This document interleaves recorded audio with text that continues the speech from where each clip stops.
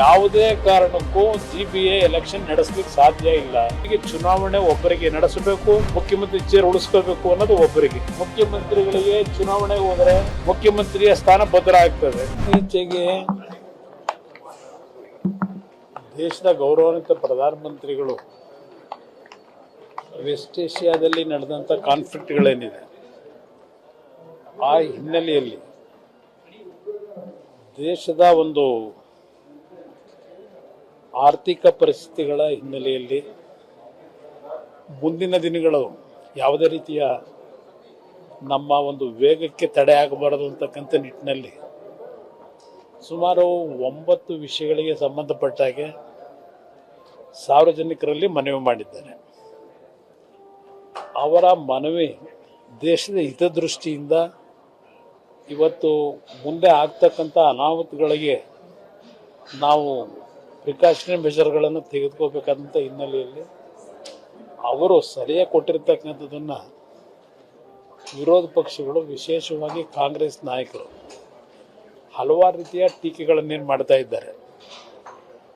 ಈಗ ನಾನು ಅವ್ರನ್ನ ಪ್ರಶ್ನೆ ಮಾಡಲಿಕ್ಕೆ ಬಯಸ್ತೀನಿ. ಈಗ ಅವರೇ ಈ ಪೊಸಿಷನ್ಲಿ ಇದ್ದಿದ್ದು ಏನು ಮಾಡ್ತಾ ಇದ್ರು, ಯಾವ ರೀತಿ ಇಂಥ ಒಂದು ಸಮಸ್ಯೆ ಬಗೆಹರಿಸ್ಲಿಕ್ಕೆ ಸಾಧ್ಯ ಆಯಿತು? ಇವತ್ತು ಎಲ್ಲರಿಗೂ ಗೊತ್ತಿರತಕ್ಕಂಥ ವಿಚಾರವೇ. ಇವತ್ತು ಆಯಿಲ್ ಪೂಲ್ನಲ್ಲಿ ನಮ್ಮ ಒಂದು ದೇಶದ ಮೇಲೆ ಆಗ್ತಕ್ಕಂಥ ಪರಿಣಾಮ, ಏಕೆಂದರೆ ನಮ್ಮ ದೇಶದಲ್ಲಿ ನಾವು ಇವತ್ತು ಆಯಿಲ್ ಎಕ್ಸ್ಟ್ರಾಕ್ಷನ್ ಮಾಡ್ತಕ್ಕಂಥ ಪರಿಸ್ಥಿತಿ ಇಲ್ಲ. ಬೇರೆ ದೇಶಗಳಿಂದಲೇ ನಾವು ಇವತ್ತು ಆಮದು ಮಾಡ್ಕೋಬೇಕಾದಂಥ ಒಂದು ಅನಿವಾರ್ಯ ಪರಿಸ್ಥಿತಿಗಳೇನಿದೆ. ಅದರ ಹಿನ್ನೆಲೆಯಲ್ಲಿ ಪ್ರಧಾನಮಂತ್ರಿಗಳು ಕೆಲವು ಸಲಹೆ ಕೊಟ್ಟಿರ್ತಕ್ಕಂಥದ್ದನ್ನು ಕಾಂಗ್ರೆಸ್ ಪಕ್ಷದ ನಾಯಕರುಗಳು ಸಣ್ಣತನದಲ್ಲಿ ಮಾತನಾಡೋದು ದೇಶದ ಹಿತದೃಷ್ಟಿಯಿಂದ ಸೂಕ್ತ ಅಲ್ಲ ಅನ್ನೋದು ನನ್ನ ಅಭಿಪ್ರಾಯ. ಹಿಂದೆ ಇಂದಿರಾ ಗಾಂಧಿ ಅವರಿದ್ದಾಗ ಯಾವ ರೀತಿಯಲ್ಲಿ ಅವರು ಕೆಲವು ಹೇಳಿಕೆಗಳನ್ನು ಕೊಟ್ಟರು ಅವತ್ತು ಯುದ್ಧದ ಸಂದರ್ಭದಲ್ಲಿ ನಮ್ಮ ಕಣ್ಣು ಮುಂದೆ ಇರ್ತಕ್ಕಂಥ, ನಾನು ರಾಜ್ಯದ ಮುಖ್ಯಮಂತ್ರಿಗಳಿಗೆ ಹೇಳಲಿಕ್ಕೆ ಬಯಸ್ತೀನಿ, ಅವರು ಪ್ರತಿಯೊಂದು ಸಂದರ್ಭದಲ್ಲೂ ಕೇಂದ್ರ ಸರ್ಕಾರದ GDP ಬಗ್ಗೆ ರಾಜ್ಯ ಸರ್ಕಾರದ ಹೋಲಿಕೆ ಮಾಡ್ಕೊಳ್ತಕ್ಕಂಥದ್ದೇನಿದೆ, ಕೇಂದ್ರ ಸರ್ಕಾರದ ಜವಾಬ್ದಾರಿ ಇಡೀ ರಾಷ್ಟ್ರದ ಎಲ್ಲ ರಾಜ್ಯಗಳ GDP ಗ್ರೋತ್ ಏನಿದೆ ಅದೆಲ್ಲವನ್ನ ಇವತ್ತು ಕ್ರೋಢೀಕರಿಸಿ ಕೇಂದ್ರ ಸರ್ಕಾರದ ಜವಾಬ್ದಾರಿಗಳೇನಿದೆ ಅದನ್ನು ನಿರ್ವಹಣೆ ಮಾಡ್ತಕ್ಕಂಥದ್ದು ಹೆಚ್ಚಿನ ಜವಾಬ್ದಾರಿ ಕೇಂದ್ರ ಸರ್ಕಾರದ ಮೇಲೆ ಇರ್ತದೆ. ಇವತ್ತು ಕರ್ನಾಟಕದಲ್ಲಿ ತಲಾವಾರು ಆದಾಯದ ಬಗ್ಗೆ ಏನು ಹೇಳ್ತಾರೆ ಮುಖ್ಯಮಂತ್ರಿಗಳು, ತಲಾವಾರು ಆದಾಯದಲ್ಲಿ ನಾವು ಮುಂದಿರ್ತಕ್ಕಂಥದ್ದು ತಲಾವಾರು ಆದಾಯದ ಮೇಲೆ ಚರ್ಚೆ ಮಾಡಲಿಕ್ಕಾಗಲ್ಲ. ಇವತ್ತು ಉತ್ತರ ಕರ್ನಾಟಕ ಭಾಗದಲ್ಲಿ, ವಿಶೇಷವಾಗಿ ಕಲ್ಯಾಣ ಕರ್ನಾಟಕ, ಯಾವ ಪರಿಸ್ಥಿತಿಯಲ್ಲಿ ಜನ ಇದ್ದಾರೆ. ಇವತ್ತು ದೇಶದಲ್ಲಿ ಒಂದೊಂದು ರಾಜ್ಯದಲ್ಲಿ ಒಂದೊಂದು ರೀತಿಯಲ್ಲಿ ಇವತ್ತು ಬೆಳವಣಿಗೆಗಳಿದೆ. ಹಲವಾರು ರಾಜ್ಯಗಳು ಯಾವ ಒಂದು ಆರ್ಥಿಕವಾಗಿ ಹಿಂದುಳಿದಿರ್ತಕ್ಕಂಥ ಒಂದು ಸನ್ನಿವೇಶದಲ್ಲಿ ಇವತ್ತು ಅಲ್ಲಿ ಹೆಚ್ಚಿನ ಜವಾಬ್ದಾರಿಯನ್ನು ಕೇಂದ್ರ ಸರ್ಕಾರ ನಿರ್ವಹಣೆ ಮಾಡಬೇಕಾಗಿದೆ. ರಾಜ್ಯ ಸರ್ಕಾರ ಪ್ರತಿಯೊಂದು ಸಂದರ್ಭದಲ್ಲಿ ಕೇಂದ್ರ ಸರ್ಕಾರದ ಬಗ್ಗೆ ಟೀಕೆಯನ್ನು ಮಾಡ್ತಾರೆ. ನೀವು ನಿಮ್ಮ ಜವಾಬ್ದಾರಿ ನಿರ್ವಹಣೆ ಮಾಡಬೇಕಾದ್ರೆ ಇವತ್ತು ಬೆಂಗಳೂರು ನಗರಕ್ಕೆ ನಾವು ಹೋಲಿಕೆ ಮಾಡ್ಕೊಂಡು ಕರ್ನಾಟಕದಲ್ಲಿ ಇರ್ತಕ್ಕಂಥ ಹಲವಾರು ಪ್ರದೇಶಗಳು ಹಿಂದುಳಿದಿರ್ತಕ್ಕಂಥದ್ದು ಏನಿದೆ ಅದನ್ನು ಮರೀತಕ್ಕಂಥದ್ದು, ಅದನ್ನು ಮರೆಮಾಕ್ತಕ್ಕಂಥದ್ದು ಎಷ್ಟು ಸರಿ ಅಂತಕ್ಕಂಥ ಮುಖ್ಯಮಂತ್ರಿಗಳು ಅರ್ಥ ಮಾಡ್ಕೋಬೇಕಾಗ್ತದೆ. ಕಾಂಗ್ರೆಸ್ ನಾಯಕರು ಆರೋಪವನ್ನು ಮಾಡ್ತಿದ್ದಾರೆ. ಮೋದಿ ಅವರು ಹೇಳಿರೋದನ್ನ ನೀವು ಫಾಲೋ ಮಾಡ್ತೀರಾ? ಬಿಜೆಪಿ ನಾಯಕರು, ಜೆಡಿಎಸ್ ನಾಯಕರು ಬಸ್ ಹತ್ತೋದು ಬಿಟ್ಟು ಒಂದು ನಿಮಿಷ, ನಾವು ಒಬ್ಬರು ಫಾಲೋ ಮಾಡೋದಲ್ಲ, ಎಲ್ಲರ ಜವಾಬ್ದಾರಿ ಇದೆ. ದೇಶದ ಹಿತದೃಷ್ಟಿ ಬಂದಾಗ ಎಲ್ಲ ಪಕ್ಷಗಳು, ಎಲ್ಲ ಸರ್ಕಾರಗಳ ಜವಾಬ್ದಾರಿ ಇದೆ. ಅಲ್ಲಿ ಒಬ್ಬರ ಜವಾಬ್ದಾರಿಯಿಂದ ಇದನ್ನೆಲ್ಲ ಸರಿಪಡಿಸ್ಲಿಕ್ಕಾಗೋದಿಲ್ಲ.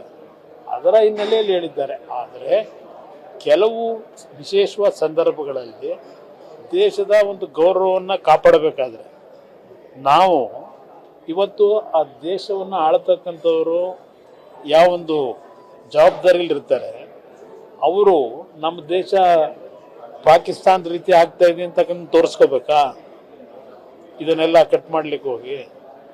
ಆದರೆ ಇವತ್ತು ಆ ಸ್ಥಾನದಲ್ಲಿ ಕೆಲಸ ಮಾಡ್ತಕ್ಕಂಥವ್ರಿಗೆ ಅವರವ್ರದ್ದೇ ಆದಂಥ ಒಂದು ಪ್ರೋಟೋಕಾಲ್ಗಳಿರುತ್ತೆ.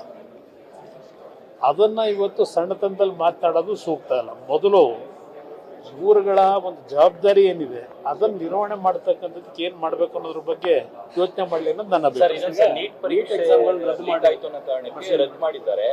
ಕಾಂಗ್ರೆಸ್ ಮತ್ತು ವಿಪಕ್ಷಗಳು ಟೀಕೆ ಮಾಡ್ತಾರೆ, ಕೇಂದ್ರ ಸರ್ಕಾರಕ್ಕೆ ಅದು ಪರೀಕ್ಷೆ ಮಾಡಿ ಯೋಗ್ಯತೆ ಇಲ್ಲ, 3-4 ಬಾರಿ ಪರೀಕ್ಷೆ.